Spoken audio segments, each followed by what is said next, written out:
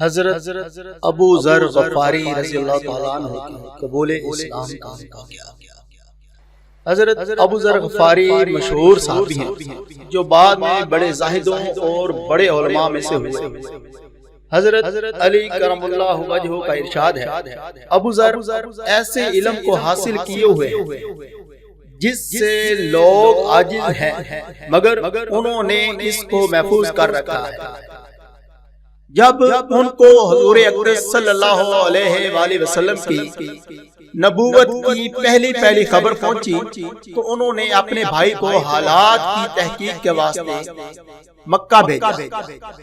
جو شخص یہ دعویٰ کرتا ہے کہ میرے پاس وحی آتی ہے اور آسمان کی خبریں آتی ہیں، اس کے حالات معلوم کریں اور اس کے کلام کو غور سے سنیں۔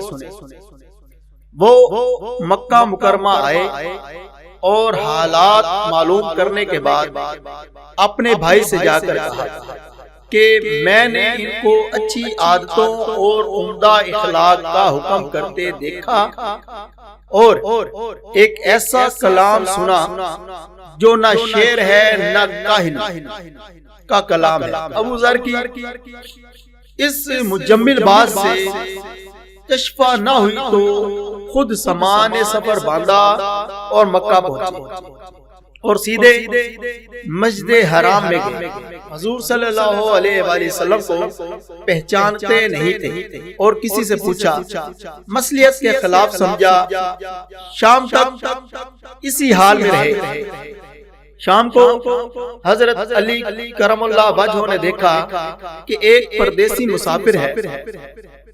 مسافروں کے، غریبوں کی، پردیسیوں کی خبر گیری، ان کی ضرورتوں کا پورا کرنا ان حضرات کی گھٹی میں پڑا ہوا ہے۔ اس لیے ان کو اپنے گھر لے آئے، میزبانی فرمائی، لیکن اس کے پوچھنے کی کچھ ضرورت نہ سمجھی کہ کون ہو، کیوں آئے۔ مسافر نے بھی کچھ ظاہر نہ کیا۔ صبح کو پھر مسجد آ گئے اور دن بھر اسی حال میں گزارا کہ خود پتہ نہ چلا اور دریافت کسی سے کیا نہیں۔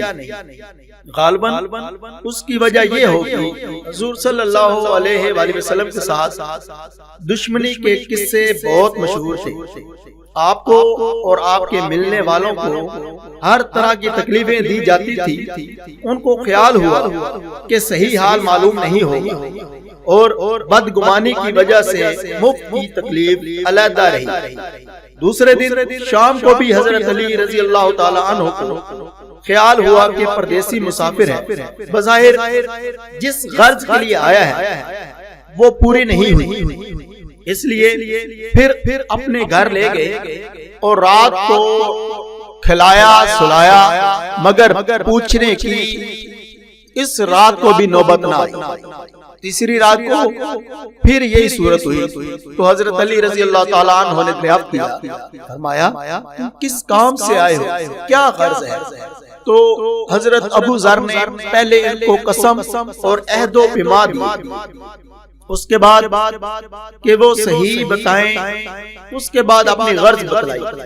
حضرت علی کرم اللہ وجہہ نے فرمایا کہ وہ بے شک اللہ کے رسول ہے اور صبح کو جب میں جاؤں تو تم میرے ساتھ چلنا، میں وہاں تک پہنچا دوں گا، لیکن مخالفت کا زور ہے، اس لیے راستہ میں اگر مجھے کوئی شخص ایسا ملا جس سے میرے ساتھ چلنے کی وجہ سے تم پر کوئی اندیشہ ہو تو میں پیشاب کرنے لگوں گا یا اپنا جوتا درست کرنے لگوں گا، تم سیدھے چلے چلنا، میرے ساتھ ٹھہرنا نہیں، جس کی وجہ سے تمہارا میرا ساتھ ہونا معلوم نہ ہو۔ چنانچہ صبح کو حضرت علی کرم اللہ وجہہ کے پیچھے پیچھے حضور صلی اللہ علیہ وسلم کی خدمت میں پہنچے۔ وہاں جا کر بات چیت ہوئی، اسی وقت مسلمان ہو گئے۔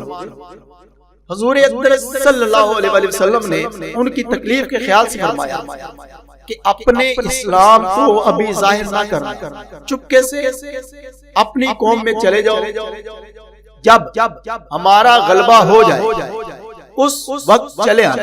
انہوں نے عرض کیا یا رسول اللہ صلی اللہ علیہ وسلم، اس ذات کی قسم جس کے قبضہ میں میری جان ہے کہ اس کلمہ توحید کو ان بے ایمانوں کے بیچ چلا کے پڑھوں گا۔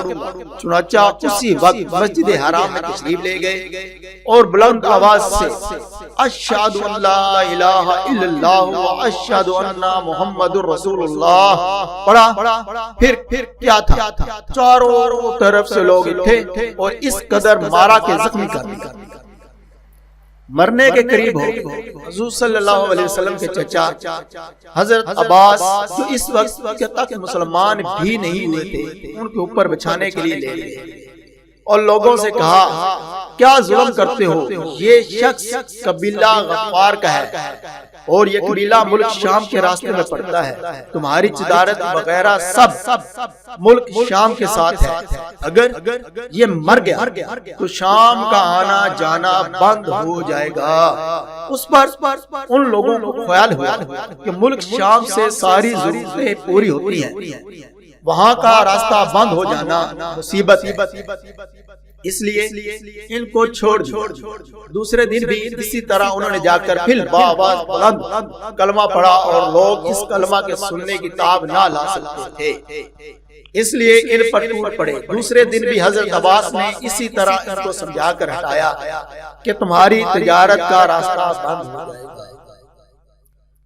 حضور صلی اللہ علیہ وسلم کے اس ارشاد کے باوجود کہ اپنے اسلام کو چھپاؤ، ان کا یہ فعل حق کے اظہار کا بلبلہ اور غلبہ تھا۔ جب یہ دین حق ہے تو کسی کے باپ کا کیا جاتا ہے جس سے ڈر کر چھپایا جائے، اور حضور صلی اللہ علیہ وسلم کا منع فرمانا شفقت کی وجہ سے تھا۔ ممکن ہے تکالیف کا تحمل نہ ہو، ورنہ حضور کے حکم کے خلاف صحابہ کی یہ مجال نہ تھی، چونکہ حضور اقدس خود اسلام پھیلانے میں ہر قسم کی تکلیفیں برداشت فرما رہے تھے، اس لیے حضرت ابو ذر نے سہولت پر عمل کی بجائے حضور کے اتباع کو ترجیح دی۔ یہی ایک چیز تھی کہ جس کی وجہ سے ہر قسم کی ترقی دینی اور دنیاوی صحابہ کرام رضی اللہ تعالی اجمعین کے قدم چومتی تھی اور ہر میدان ان کے قبضہ میں تھا۔ جو شخص بھی ایک مرتبہ کلمہ شہادت پڑھ کر اسلام کے جھنڈے کے نیچے آتا تھا، بڑی سے بڑی قوت بھی اس کو نہ روک سکتی اور نہ بڑے سے بڑا ظلم اس کو دین کی اشاعت سے ہٹا سکتا تھا۔